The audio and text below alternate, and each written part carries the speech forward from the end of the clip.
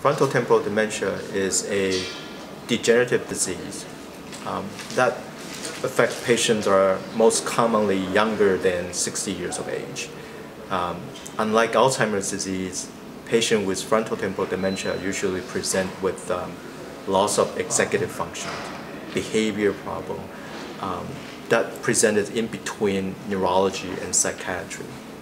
And what we have discovered over the past few years is that in both mouse model of frontotemporal dementia and in human disease affected by a dominant mutation in genes called progranulin, these patients in the mouse model have very prominent neuroinflammation characterized by increase in microglia density and astrocyte density. And we believe that based on the animal model, that these microglia and astrocytes are promoting the degeneration in neurons by reducing their synaptic density and also producing neuronal dysfunction.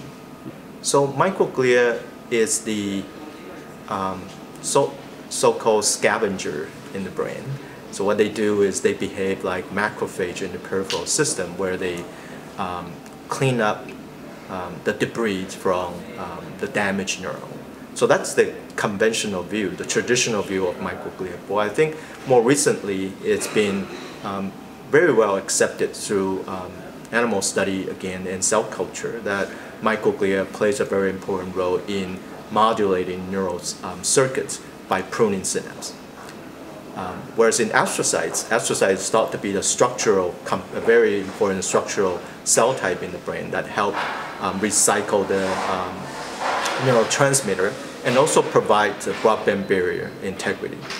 And so in this case, in the disease situation, what we have found in the FTD model is that both microglia and astrocytes become really abnormally activated in the sense that they lost their normal function, and instead they produce pro-inflammatory cytokines, a combination of different pro-inflammatory cytokines that promote the degeneration process in the brain. The traditional view is that microglia come from the hematopoietic stem cells during embryonic development. So they're beautiful cell mapping, cell fate mapping experiments showing that during embryonic development, hematopoietic stem cells migrate to the developing brain, and they stay there after the blood-brain barrier is closed. But how microglia expand themselves in injury condition as well as in neurodegenerative condition is not very well characterized. So one of the projects that we're actively pursuing is to profile these microglia and potentially their progenitor cells using single-cell transcriptomic approach, and also using flow cytometry and genetic fate mapping experiment to try to understand what trigger microglia expansion and where do these microglia come from. So we're actively working on that. Thank you.